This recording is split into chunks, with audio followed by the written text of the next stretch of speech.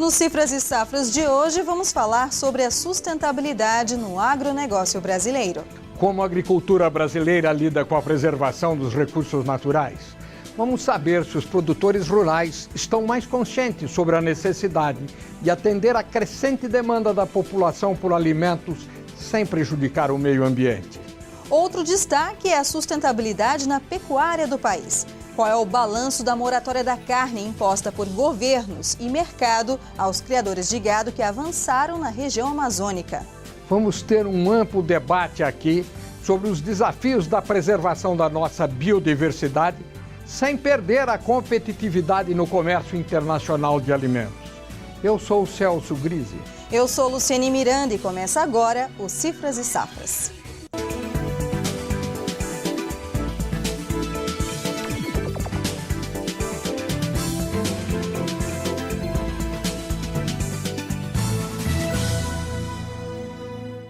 No Cifras e Safras da semana passada, nós falamos sobre os problemas de infraestrutura no Brasil que impedem um crescimento maior da produção agrícola aqui no país.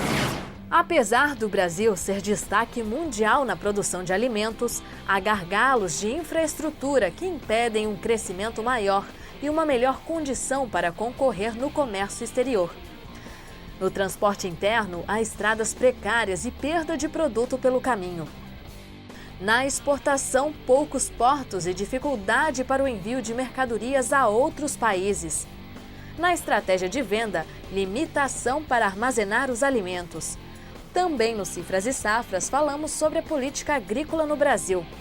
Roberto Rodrigues, que foi ministro da Agricultura do governo Lula e atualmente é presidente do Conselho para o Setor na Fiesp, a Federação das Indústrias do Estado de São Paulo, falou sobre os avanços do país, principalmente no seguro rural. No seguro rural fizeram um grande esforço, sobretudo no ano passado, quando foi aprovado o Fundo de Catástrofe, que é uma instituição com recursos do Tesouro, do setor privado. Os agricultores participam com a parte do prêmio do seguro na composição desse fundo, que é a única garantia para que a resseguradora opere com o seguro rural. Nos Cifras e Safras de hoje, vamos falar sobre sustentabilidade. Professor Celso Grise, um termo muito usado ultimamente, não é? E em vários sentidos. Um primeiro sentido, onde o termo é utilizado, trata-se de um sentido ambiental, de uma dimensão ambiental. Isso diz respeito ao uso dos recursos naturais e à degradação do meio ambiente. Relaciona-se muito intimamente com os objetivos de preservação e conservação desse meio ambiente. Não é? A preocupação com isso se refere naturalmente e diretamente às gerações futuras. Essas questões aparecem organizadas nos temas atmosfera, terra, água doce, oceanos, mares, áreas costeiras, de biodiversidade e saneamento. O tema saneamento foi adicionado à lista mais recentemente. Relacionados ao abastecimento de água, esgotamento sanitário, coleta e destino do lixo, os quais igualmente expressam pressões sobre os recursos naturais e envolvem questões pertinentes à política ambiental. A dimensão social corresponde especialmente aos objetivos ligados à satisfação das necessidades humanas, melhoria da qualidade de vida e justiça social. Nessa dimensão estão incluídos os temas população, trabalho, rendimento, saúde, educação, habitação e segurança, que procuram retratar o nível educacional, a distribuição da renda, as questões ligadas à equidade das condições de vida de toda a população. A dimensão econômica trata do desempenho macroeconômico e financeiro do país e dos impactos no consumo dos recursos materiais, na produção e no gerenciamento de resíduos e uso de energia. É a dimensão que se ocupa da eficiência dos processos produtivos e com as alterações nas estruturas de consumo. A dimensão institucional diz respeito à orientação política. A capacidade é o esforço despendido por governos e pela sociedade em geral na implementação das mudanças requeridas para uma efetiva execução do desenvolvimento sustentável. Professor, e para nos ajudar a entender este tema tão complexo, contamos com a presença de dois convidados neste Cifras e Safras. O senhor Aaron Zilberman, que é professor da FIA, Fundação Instituto de Administração aqui em São Paulo, é especialista em sustentabilidade, e também Cal Machado, que foi deputado estadual aqui por São Paulo, engenheiro e consultor ambiental. A gente vai falar sobre sustentabilidade na agricultura, na pecuária, e ver nesta entrevista que eu gravei nos estúdios da BMF Bovespa que sustentabilidade também é uma preocupação do mercado financeiro. Assim como a Bolsa tem o índice Bovespa, com cerca das 60 ações mais negociadas no mercado financeiro, também existem os índices de sustentabilidade. Sobre isso eu converso agora com a diretora de sustentabilidade da BMF Bovespa, Sônia Favaretto. Tudo bem? Tudo ótimo. Quais são os índices e como uma empresa pode fazer parte? Os índices de sustentabilidade são dois, o ISE, que é o Índice de Sustentabilidade Empresarial, e o ICO2, que é o Índice Carbono Eficiente. O ISE é o mais antigo, tem 5 anos, já está bastante consolidado no mercado, e as empresas elegíveis são as que emitem as 200 ações mais líquidas na Bolsa. Então esse é o universo elegível do ISE. O do Carbono Eficiente, que foi lançado o ano passado, traz a temática do carbono para o mercado de ações, é mais recente. A gente focou num piloto, num grupo menor de 50 empresas com as ações mais líquidas. Existem normas e regras para fazer parte?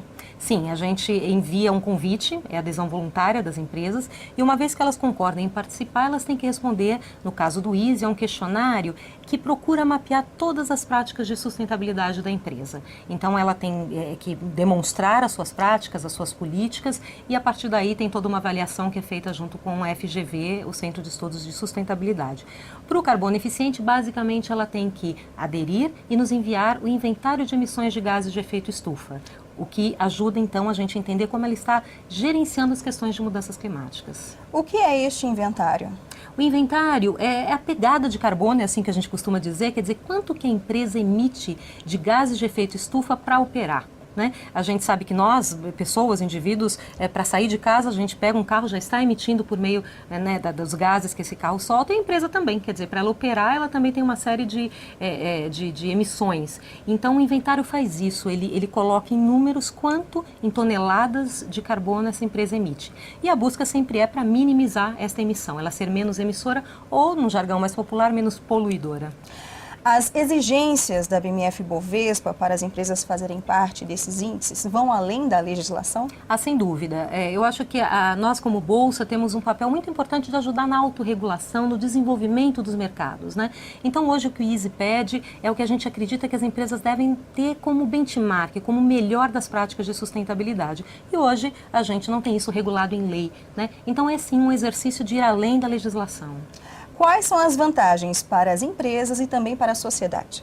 Olha, hoje não há dúvida que fazer parte de um índice de sustentabilidade é uma questão de reputação e de imagem. Isso não há dúvida nenhuma. Mas cada vez mais as empresas começam a perceber a vantagem financeira de fazer parte de um índice desse tipo. É cada vez mais comum os investidores, antes de investirem numa empresa, perguntarem se ela integra um índice ou não de sustentabilidade. Então há uma questão de reputação, de imagem e cada vez mais também um retorno, a gente acredita nisso. E a Bolsa também tem novidades em sustentabilidade, não é? Exatamente. A Bolsa criou em 2009 uma diretoria de sustentabilidade para pensar não só as iniciativas de mercado, como os índices, o próprio mercado de carbono, mas as iniciativas internas. Nós, como uma empresa, precisamos também fazer a nossa lição de casa. Então fizemos o nosso inventário de emissões de gases de efeito estufa, estamos implantando uma série de iniciativas. Do ponto de vista externo, por exemplo, lançamos um programa com empresas, com base em sustentabilidade, para ajudar as empresas a chegarem nessa agenda. Sônia Favaretto, muito obrigada por essa entrevista. Muito obrigada a vocês. Daqui a pouco vamos falar sobre sustentabilidade na agricultura, aqui no Cifras e Safras. Voltamos já.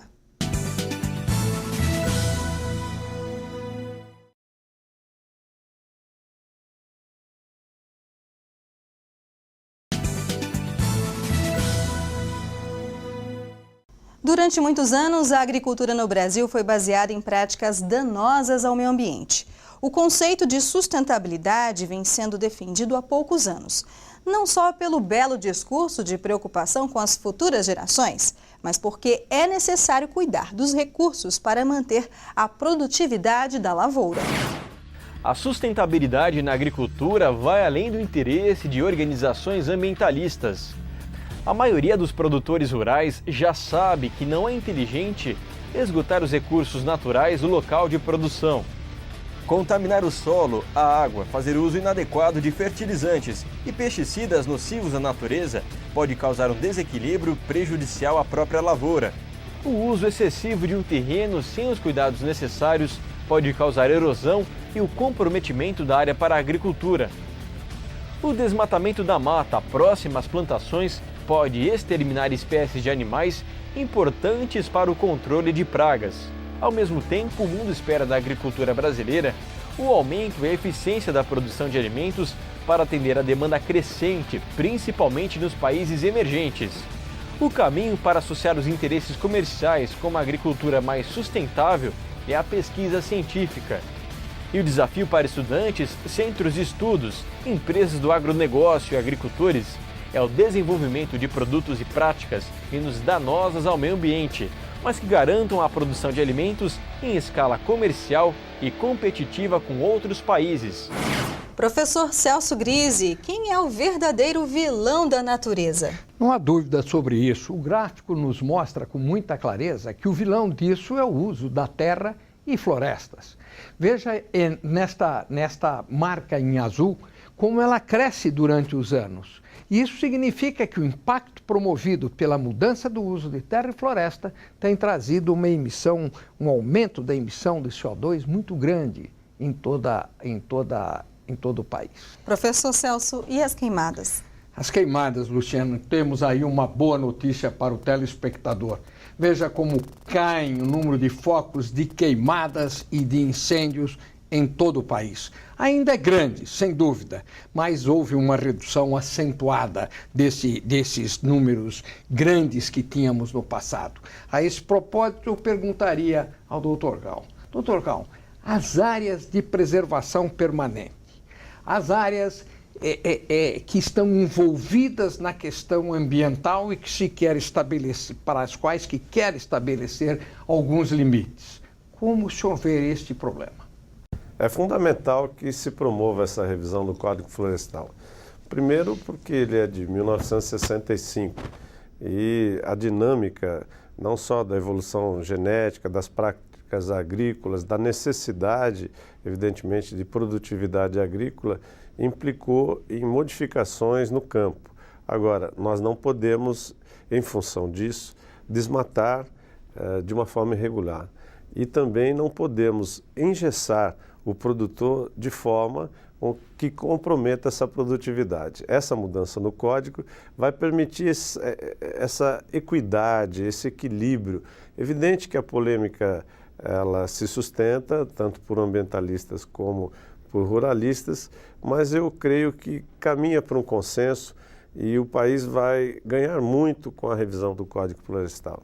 Senhor Aron, o senhor percebe um uso até banal da palavra sustentabilidade no nosso cotidiano? Não, com certeza essa palavra está sendo usada de uma maneira frequentemente inadequada. Então, acho que seria interessante que a gente levantasse alguns pontos que são fundamentais para que o conceito seja entendido.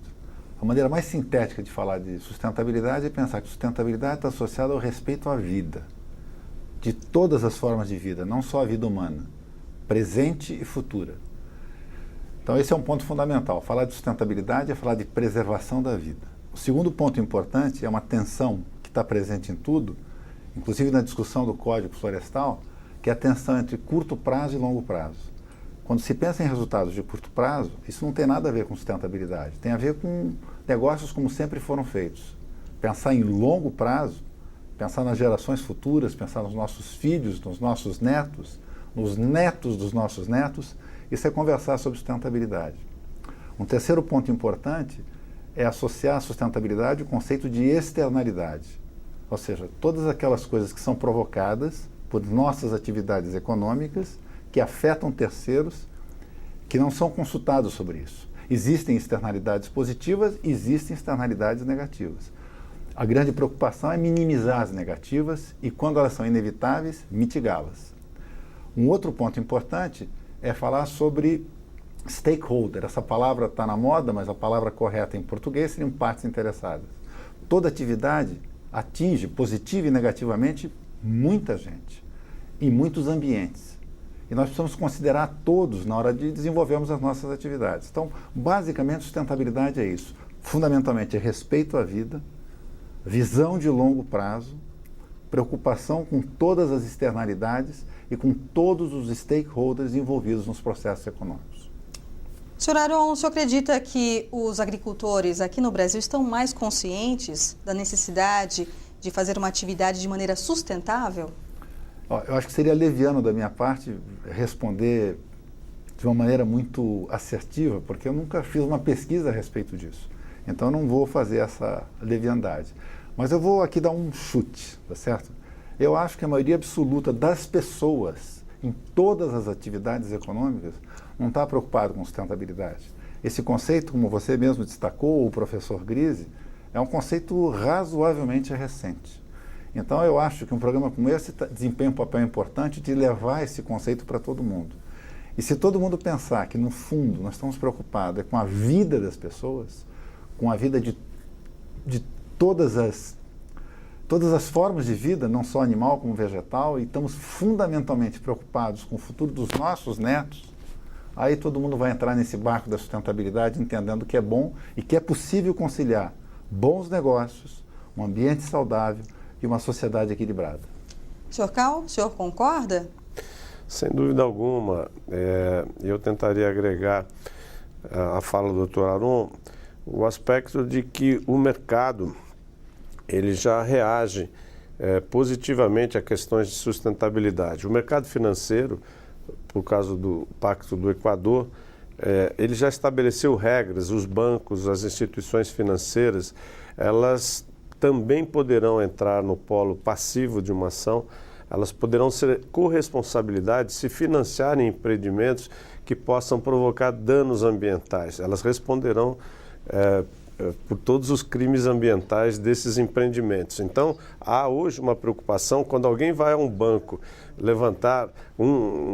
tentar levantar uma quantia para um determinado empreendimento, ele tem que primeiro responder a um protocolo para provar que ele vai tentar o mínimo impacto ambiental negativo. Como o professor Aron disse, as externalidades podem ser positivas e negativas. E não há como fazer um empreendimento sem impactos. Agora, os impactos negativos têm que ser mitigados, como o professor disse. Outra questão